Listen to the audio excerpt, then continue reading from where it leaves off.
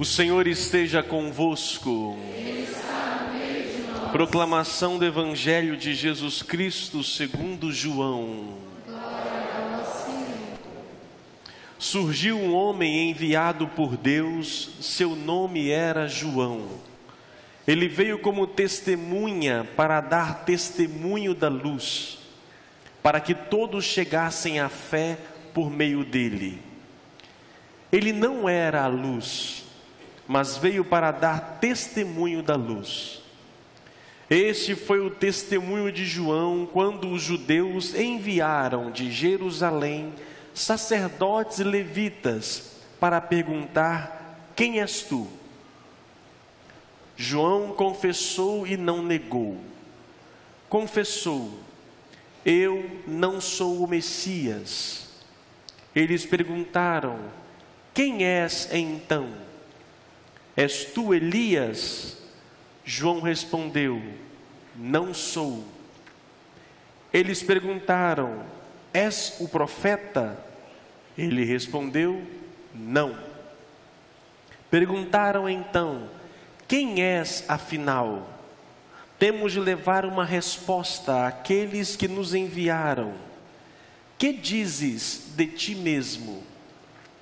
João declarou: eu sou a voz que grita no deserto, aplainai o caminho do Senhor, conforme disse o profeta Isaías.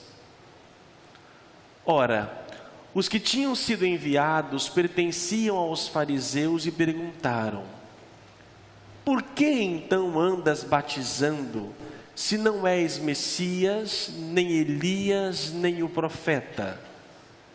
João respondeu: eu batizo com água, mas no meio de vós está aquele que vós não conheceis, e que vem depois de mim. Eu não mereço desamarrar a correia de suas sandálias. Isso aconteceu em Betânia, além do Jordão, onde João estava batizando. Palavra da salvação. Que as palavras do Santo Evangelho perdoem os nossos pecados.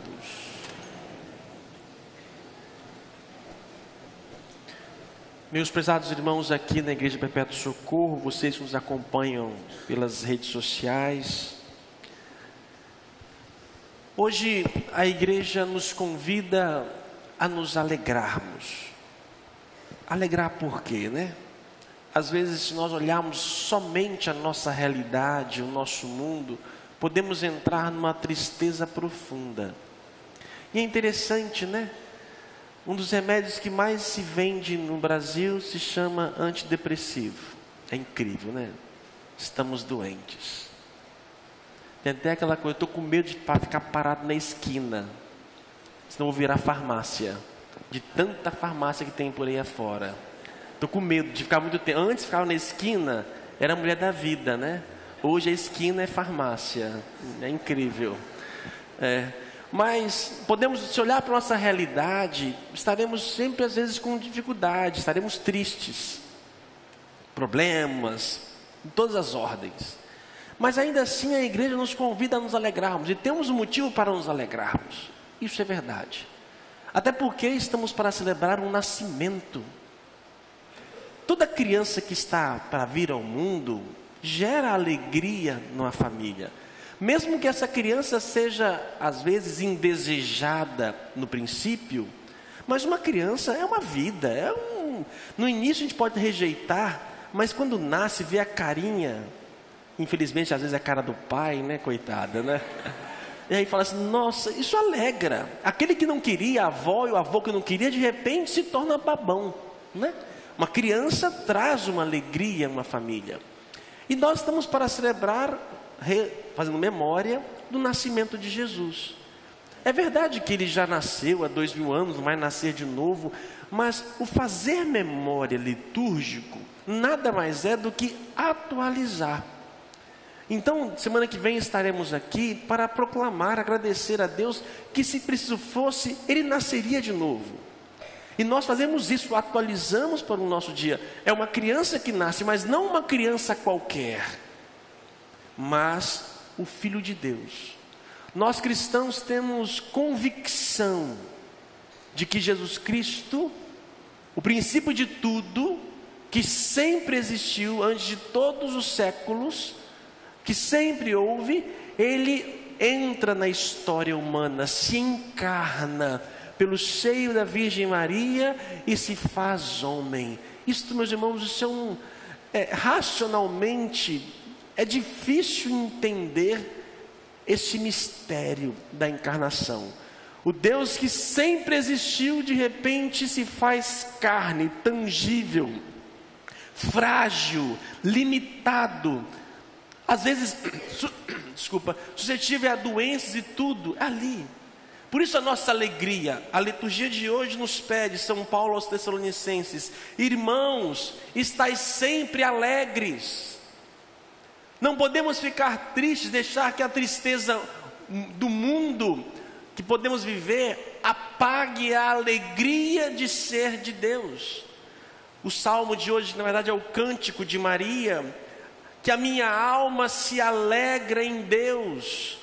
A minha alma engrandece o Senhor e se alegrou o meu espírito em Deus, meu Salvador. Por quê? Porque olhou para a pequenez de sua serva. Maria canta isto. Na sua pequenez ela se alegra porque Deus a visitou. Assim também nós somos pequenos. E como pequenos somos? E mesmo em nossa pequenez, Deus reencarna, no sentido não de reencarnação, né? Mas vem de novo encarnar em nosso meio.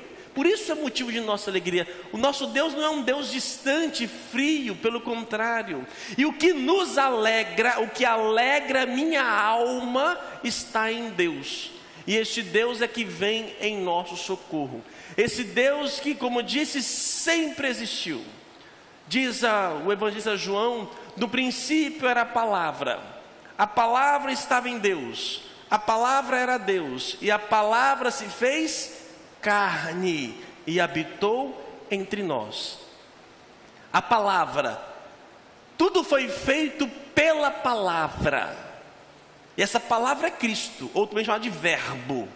Tudo foi feito por meio dele. Se nós pegamos lá no Gênesis, né, no início da criação, e Deus disse: faça-se. A palavra aqui não é simplesmente uma junção de letras, mas é o próprio Cristo. Faça-se, faça-se, faça-se, faça-se as aves do céu, faça por meio. Esta palavra, por meio da palavra foi feita. Essa palavra é Cristo. E quando chegou no homem, disse: façamos o homem à nossa imagem e semelhança. Nós fomos feitos à imagem de Deus, que é palavra, que é verbo, e esse verbo se encarnou. Por isso é motivo de nossa alegria. Devemos nos alegrar. Infelizmente tem crescido em nosso meio, no Brasil e mundo afora, as pessoas dizendo que não creem mais em Deus, o ateísmo. Estão crescendo o agnosticismo, as pessoas que não têm mais identidade religiosa. Crescem em nosso mundo pessoas que não têm mais vínculo religioso. Por quê? Porque talvez nós não estamos levando essa palavra para outros lugares. O evangelho de hoje nos mostra que João veio como testemunha da luz. O que é a testemunha? Testemunha é aquela pessoa que presenciou algo, um fato, e vai dizer: sim, realmente aquilo aconteceu, porque eu vi, eu estava lá. Isso é testemunha. João foi a testemunha da luz. Ele testemunhou. E olha que interessante, testemunhou desde o princípio, ainda quando estava no ventre de sua mãe. Quando ali estava no ventre de Isabel, Maria chegou e diz que a criança pulou de alegria. A criança pulou de alegria no ventre de Isabel. Quanto mais cedo uma criança poder acolher o Deus, melhor. E aí chega aquelas pessoas que acham que nós fazemos errado ao batizar crianças. Meus irmãos, quanto mais cedo um ser humano puder ter contato com a palavra de Deus, melhor é. Só que às vezes nós temos uma fé muito intelectual, racional, e não uma fé existencial, experimental. E precisamos somente da razão. Então uma criança tem que chegar a 8, 9, 10 anos, 15, e então ela poderá professar, e aí sim, no campo intelectual, ela poderá receber. João recebe esta graça ainda no ventre, e pula de alegria. Quanto mais cedo um ser humano se encontrar com a verdade, melhor será. E ele que então começa a testemunhar. É bem provável que João e Jesus tenham crescido juntos, embora a distância era um pouco longa, mas na adolescência devem ter soltado pipa juntos lá, né? Deve ter brincado de carrinho de rolimã, não sei mais o que, deve ter brincado de Xbox, né? Naquele tempo, nem eu brinquei de Xbox, gente, eu brinquei de Atari, né? Mas devem ter brincado juntos. João deve ter testemunhado desde o princípio o próprio Cristo. Por isso ele podia testemunhar. Mas a gente se pergunta, como é que hoje nós iremos testemunhar a quem não vemos? Como é que eu posso testemunhar que Jesus está vivo se eu não vejo? Esta é a razão de nossa alegria. Eu sei que Ele está vivo e está ao meu lado. E muito mais está dentro de mim. Mas como é que eu sei isto? Encontrando. Isso é uma verdade. Por isso que eu falo que muita gente tem uma fé simplesmente, puramente racional, e não uma fé vivencial. Quando eu encontrar com este Cristo, a minha vida se transforma. Que eu encontro com a palavra. É possível, mesmo 2000 anos depois, eu encontrar com Ele. Olha, nós temos na paróquia aqui, encontro de crianças, adolescentes, jovens, casais e idosos com Cristo. Além das celebrações eucarísticas, que são momentos sublimes para encontrar com o Senhor. Nós acreditamos que Ele está vivo e viemos aqui para encontrar com Ele. Agora, se eu saio daqui numa fé simplesmente somente intelectual, talvez teria um pouco não experimentar. E como é que eu poderia dar testemunha? Isso é muito importante, gente. Porque enquanto eu não fizer essa experiência, eu não abrirei minha boca. E aí eu chego na rodinha dos amigos no trabalho, chego onde for, quando começa a falar sobre algo de Cristo, muitos ficam mudos, porque não tem o que falar. Uma coisa é conhecer o Cristo pelo livro, na Bíblia diz isso, tá. Outra coisa é experimentar, dizer daquilo que você realmente vive. E João foi essa testemunha, e olha que ele testemunhava e uma multidão ia até o seu encontro. Chegaram ao ponto de confundir João com o próprio Messias. João, você é o Messias? Não, não sou. És Elias? Não. És o profeta? Não. Segundo a tradição judaica, Elias não morreu. Ele subiu numa carruagem de fogo. Eles esperavam que Elias fosse voltar. Quando perguntaram para João, és Elias? Ele disse, não. Jesus disse que João era o Elias que devia vir. Isso, segundo Allan Kardec, é reencarnação. Aqui, segundo Allan Kardec, está falando na Bíblia sobre reencarnação. Gente, vamos lá, né? Nossa, você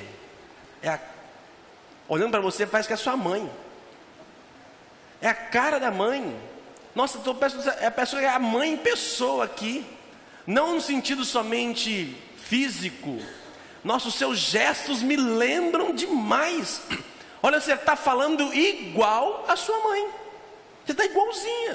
Você não está dizendo com isso que a pessoa é a mãe. Mas aquilo que realmente a mãe fazia, os seus gestos, você vê espelhado. Dizer que Elias retornou, não quer dizer que Elias reencarnou, mas que a forma que Elias vivia, se encontra também em João. E João vai dizer que não é nenhum dos três, nem Messias, nem Elias, nem profeta. João disse que era o quê? A quê? A voz que grita no deserto. E aqui eu vou acorrer a Santo Agostinho.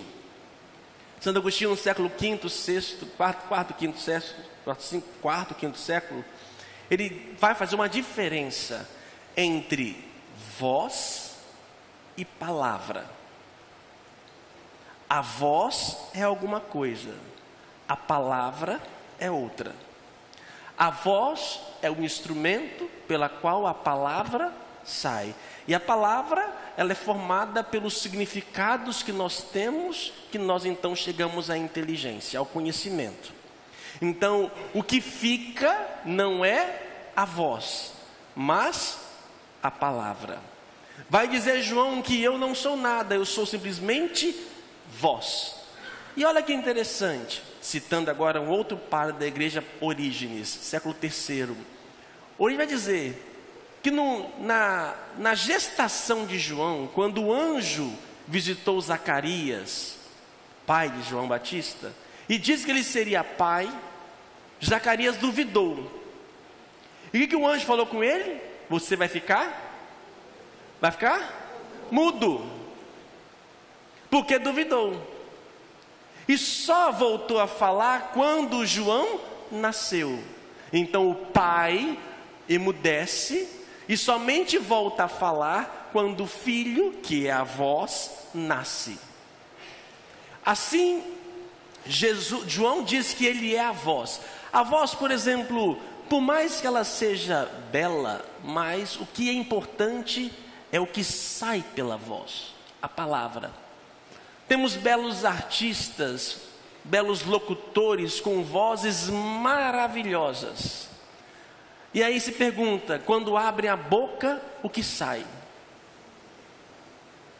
Tem gente que tem uma voz extraordinária, que o mundo inteiro se dobra e reconhece um talento. Mas muitas dessas vozes, quando abrem a boca, ai Senhor Deus, é difícil.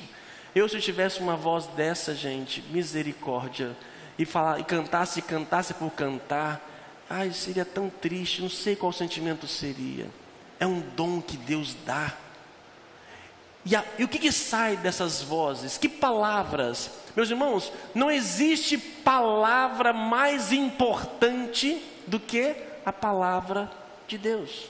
Ora, se eu creio que é Deus, que Ele se encarnou, que antes que tudo existisse, Ele já era, portanto essa palavra tem mais poder do que qualquer outra palavra. Gente, Ele me fez, Ele nos fez, os cromossomos, os átomos, os elétrons, a natureza, até a barata, foi Ele que fez, tudo foi feito por Ele. Ele me conhece, sabe como é gestado cada um de nós. Esse Deus, então esse Deus se encarna, vem aqui, fala para nós, e eu prefiro a palavra humana do que a palavra divina. Como é que eu posso priorizar e não conhecer e não procurar entender o que esse Deus falou? A palavra divina tem que estar acima. E é interessante que muito facilmente eu coloco a palavra humana com destaque em relação à palavra de Deus. Exemplo, eu às vezes valorizo o filósofo, o psicólogo, os sociólogos, as ciências humanas que têm o seu lugar, mas nenhum deles tem o peso da palavra de Deus. As ciências humanas, que são belíssimas, dom de Deus, mas eu não posso substituí-la e colocar no lugar da palavra de Deus. Outro exemplo que a gente valoriza demais a palavra humana. Você me machucou muito hoje. A sua palavra hoje doeu. E aí fica corroendo. Aí eu lembro dela, sangra por dentro, sangra. E aí eu chego na igreja, ouço a palavra de Deus.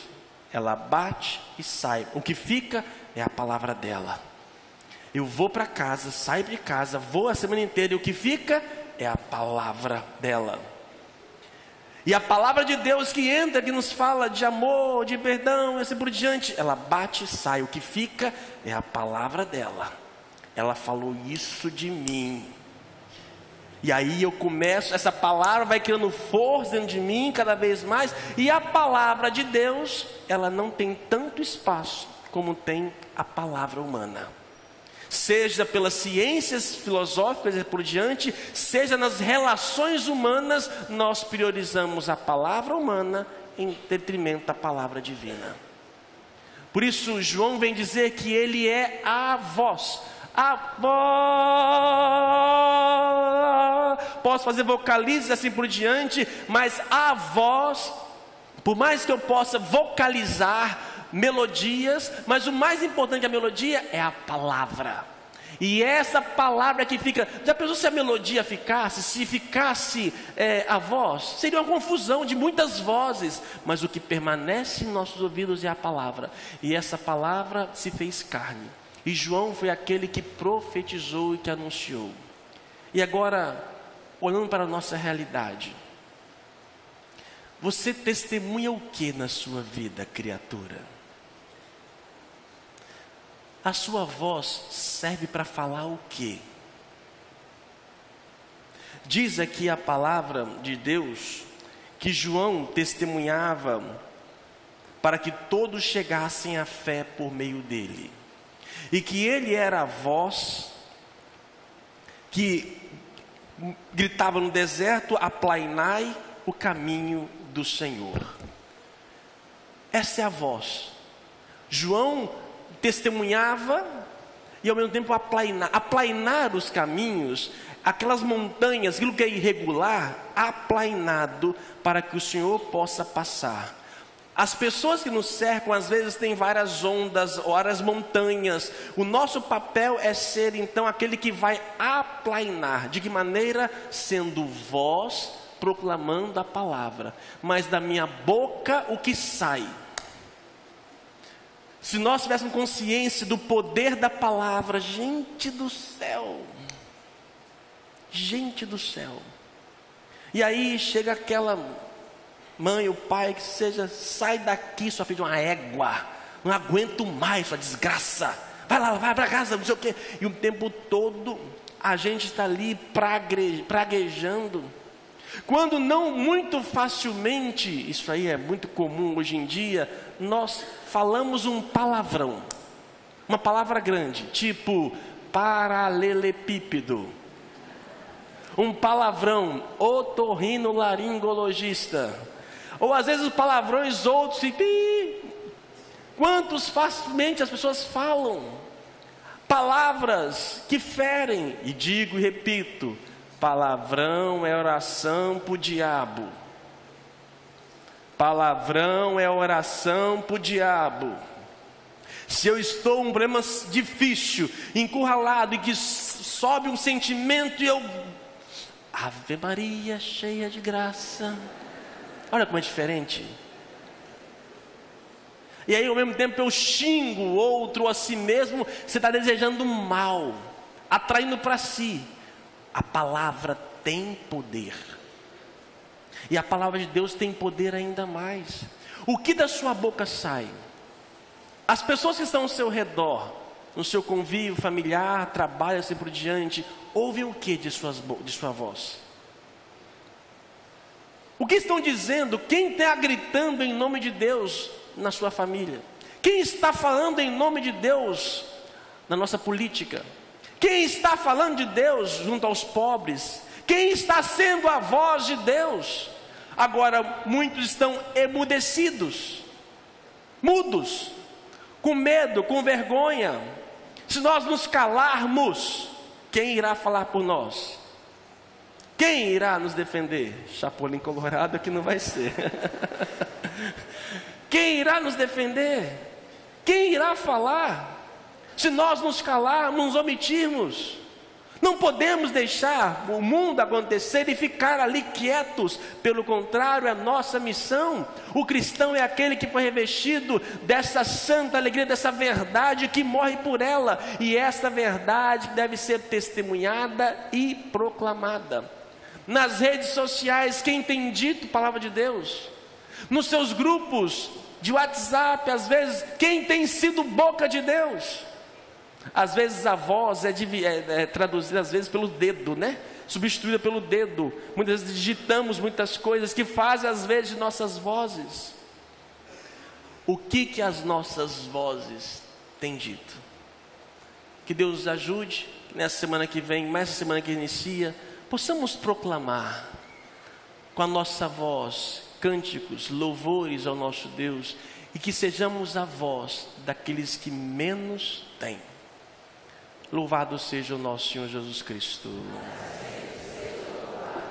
Professemos nossa fé, creio